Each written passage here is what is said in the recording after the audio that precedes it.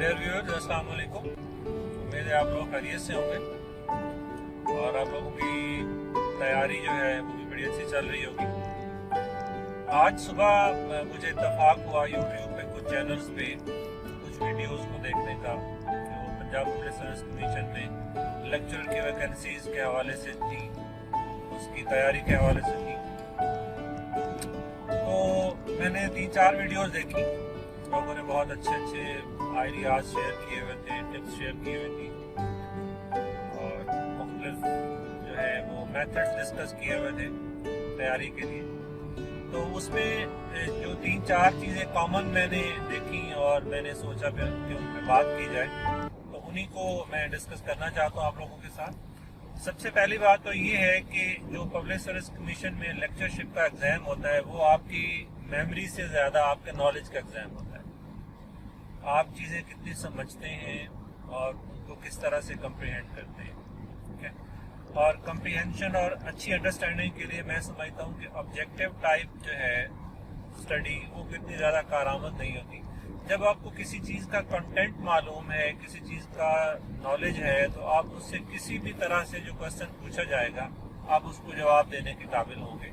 लेकिन अगर आप शॉर्टली एक शॉर्टकट वे में सिंपली ऑब्जेक्टिव टाइप को याद कर लेंगे, उनको रट्टा लगा लेंगे, तो वो मेरे ख्याल में कोई इतना ज़्यादा कारआमद चीज़ नहीं है।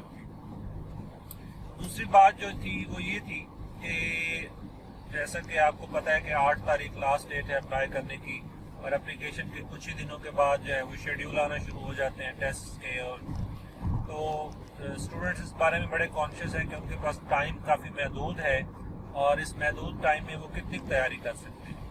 तो मैं ये समझता हूँ कि आपका जो भी सब्जेक्ट है, आप अपने सब्जेक्ट का जो मास्टर लेवल का सिलेबस है उसको टॉप प्रायोरिटी पे रखें। अब आप कहेंगे कि जी सिलेबस तो बहुत वसी होता है, नो डाउट वो बड़ा वसी होता है, लेकिन आपने उसको बहरहाल तैयार करना है।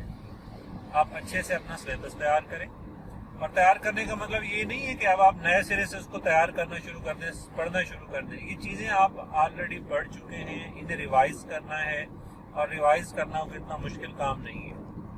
तो आप सबसे पहले किसी एक चैप्टर को, किसी एक सब्जेक्ट को स्टार्ट करें, उसका एक चैप्टर बाय चैप्टर उसको रिवाइज करें, और जिस चैप्टर को आप रिवाइज कर रहे हैं किसी भी एमसीक्यूज की बुक में से उसी चैप्टर के कंसर्न जो एमसीक्यूज हैं वो चैप्टर भी पढ़ लें, तैयार कर लें। इस तरह से आपको दोहरा फायदा होगा कि आप एमसीक्यू सब्जेक्टिव भी पढ़ेंगे, और सब्जेक्टिव पढ़ने के बाद उसी से relevant different objective type question जो हैं उनको भी अटेम्प्ट करेंगे। जहाँ तक बुक्स की बात है, मुख्तलिफ बातें हो रही थी बुक्स के हवाले से कि फ़लाँ बुक बहुत अच्छी है, फ़लाँ अच्छी नहीं है। तो देखिए, बुक राइटर जो हैं ये भी ह्यूमन बीइंग्स हैं, नॉर्मल ह्यूमन बीइंग्स हैं जैसे मैं और आप हैं। तो किताब लिखने में लामाला तौर पे कहीं टाइपिंग की मिस्टेक हो जाती है, कहीं एडिटिंग में कोई इशू आ जाता है, तो ये गलतियाँ वो लोग जानबूझ के नहीं कर रहे होते। लेकिन अगर आप ये कहें कि कोई बुक जो है वो गलतियों से मुकम्मल तौर पे पाक है, मुझे लगता है ऐसा शायद नामुमकिन है, रेयरली होगा, कोई ना कोई मिस्टेक्स रह जाती हैं। तो आपको उस पर परेशान होने की ज़रूरत नहीं है, उसको इतना ज़्यादा कंसर्न उस पर होने की ज़रूरत नहीं है, ठीक है। जब आपके पास अपनी टेक्स्ट बुक्स अवेलेबल हैं, आप उन टेक्स्ट बुक्स को पढ़ें। वहाँ से पढ़ने के बाद फिर जब आप ऑब्जेक्टिव टाइप देखेंगे, आप बेहतर है कि 2 बुक्स जो है ना ऑब्जेक्टिव की वो अपने पास रख लें। पास पेपर तो डेफिनेटली आप अपने पास रखे ही होंगे। एमसीक्यूज की 2 बुक्स रख लें, एक बुक में से भी एक चैप्टर पढ़ लिया, दूसरे में से भी एक उसी चैप्टर को पढ़ लिया, तो वो आपको जो है थोड़ा सा नॉलेज आपका जो है ना वो एनहांस करेगी, बूस्ट करेगी। इससे आपको फ़ायदा होगा कि आप डिफरेंट क्वेश्चन की जो है की स्टेटमेंट्स वो आपके माइंड में आएंगी, आपके सामने आएंगी। और अगर आपको किसी क्वेश्चन पे डाउट है तो उसमें आप ये कर सकते हैं कि आप उस क्वेश्चन को लेके गूगल कर सकते हैं, अपनी तसल्ली कर सकते हैं, तो आपको उसमें फ़ायदा होगा। इसके अलावा जो टाइम के कंसर्न हैं वो कंसर्न आपके बिल्कुल दुरुस्त हैं, लेकिन आप ये हरगिज़ ना सोचें कि टाइम बहुत शॉर्ट है और आप बिल्कुल भी तैयारी नहीं कर सकते। ऐसी बात हरगिज़ भी नहीं है। आप अपने टाइम को मैनेज करें, अपनी बाकी एक्टिविटीज़ को थोड़ा सा लिमिटाइज कर लें।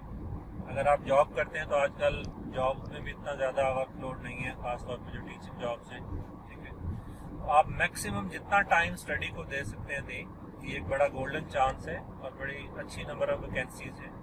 तो आप अपने आप पे पूरा भरोसा करके तैयारी करें और तैयारी में आप इस डिटर्मिनेशन के साथ करें कि आपने ये टेस्ट क्वालिफाई करना है। तो रिटन टेस्ट क्वालिफाई करें, उसके बाद इंशाल्लाह हम अपने इंटरव्यू की जो प्रिपरेशन है उस सीरीज़ में भी हम बात करेंगे, उसके लिए भी मैं आपको गाइड करूँगा। तो आप जो है रिटन टेस्ट को फुल कंसंट्रेशन के साथ अटेम्प्ट करने की कोशिश करें। ठीक है, कंफ्यूज होने की ज़रूरत नहीं है, एक या दो बुक्स ले लें, उन्हीं को पढ़ते रहें, उन्हीं को तैयारी करें। जो टफ एरियाज हैं आप उन्हें रिपीटेडली पढ़ें, गूगल से सर्च कर लें, किसी कॉन्सेप्ट की समझ नहीं आ रही उसको गूगल आउट करके उसको अगेन एंड अगेन समझने की कोशिश करें। तो होपफुली आप बड़ा अच्छा वे आउट जो है ना आपके पास आ जाएगा, एक अच्छी तैयारी हो जाएगी आपकी। तो मेरे ख्याल में बजाय इसके कि आप इधर उधर की जो ख्यालात हैं उनको अपने दिमाग में घुसने दें, तो आप सिंपली स्टडी के ऊपर अपना कंसर्न रखें, अपनी कंसंट्रेशन रखें और होपफुली आप अच्छे तरीके से तैयारी कर सकें। Wish you good luck. अल्लाह हाफिज़।